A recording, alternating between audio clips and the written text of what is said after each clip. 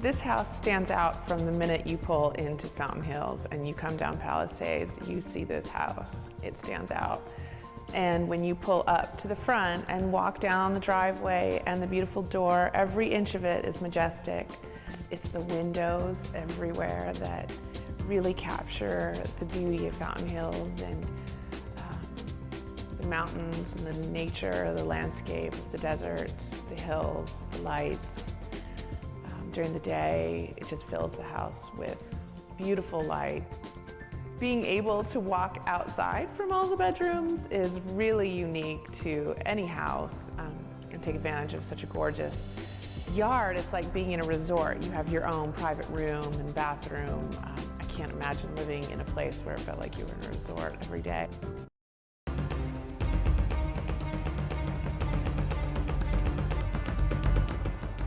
Welcome to Verdict Watch. I'm Daryl Khan.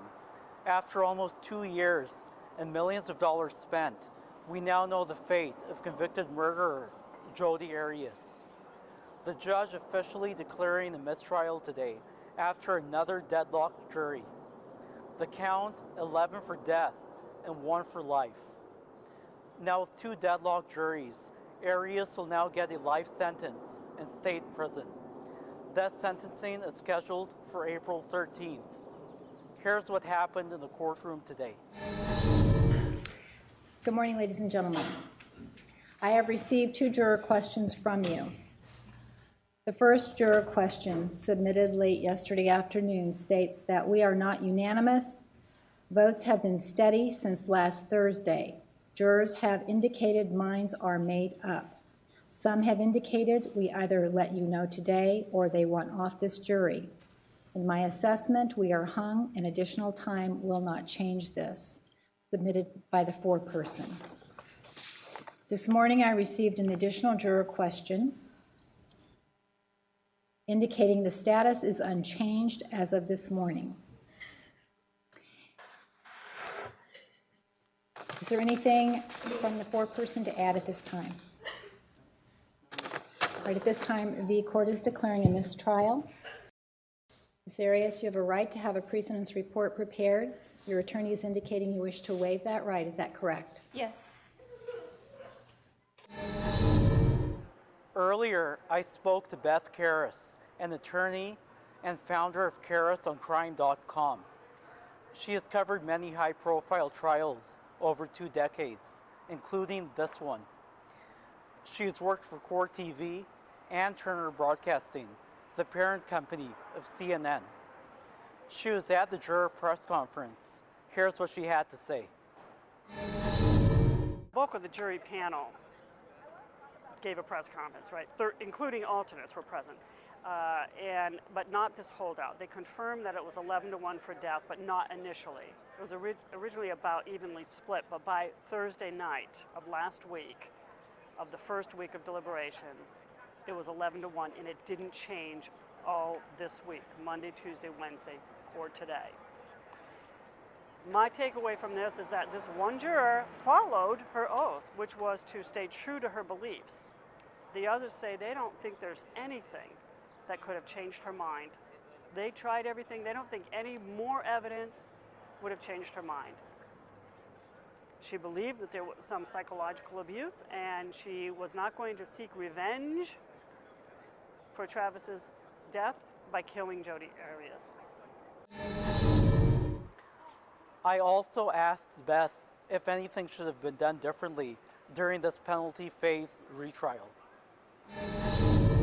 Well, it's hard for me to look back now in a 4-month trial, and I was here for the 5-month first trial, all phases, to say if I would have done anything differently. I was just surprised the prosecution didn't present more evidence of the premeditation and the cruelty of the murder, but it really didn't make a difference. 11 of the 12 jurors found it, there was enough aggravation to justify a death sentence. It was just this one juror whom they believe came in maybe even with an agenda. President Obama here in Phoenix today to visit the VA Medical Center. This is what was being called the epicenter of last year's scandal as veterans struggled to get proper health care. They encountered long waiting times and waiting lists that were falsified while dozens died. The President will hear firsthand from VA employees on the progress toward correcting these problems and form an advisory committee which will look at ways to better administer health care to veterans. It's important that veterans know that somebody's got their backs and that if there are problems that we're not being defensive about them, we're not hiding them. We're working together with the outstanding DSOs and other organizations around the table to fix them.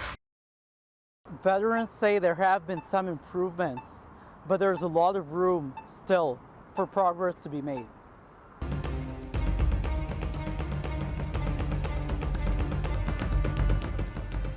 The final decision, life in prison without the possibility of release. That's the sentence Judge Sherry Stevens issued Jodi Arias today for the murder of her ex-boyfriend, Travis Alexander. Death was taken off the table on March 5th after a second jury was unable to reach a unanimous decision. The court finds the mitigation presented is not sufficiently substantial to call for leniency and that a natural life sentence is appropriate. It is ordered the defendant shall be incarcerated in the Department of Corrections for the rest of her natural life with no possibility of parole. A huge crowd of Travis Alexander supporters cheered here outside the courthouse after the sentence was announced.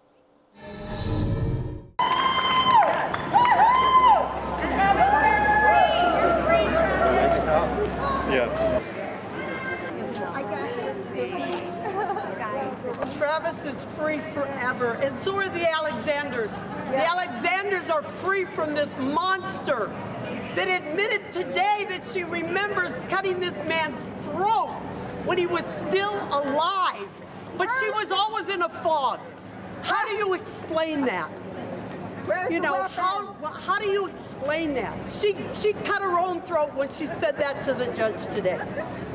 That she remembered that man was alive when she cut his throat.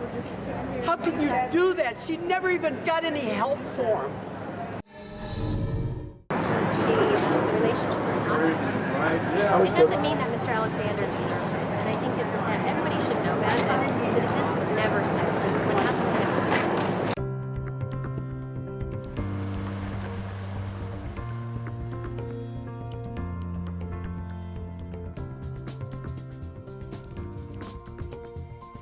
Impressive, stunning, enjoyable.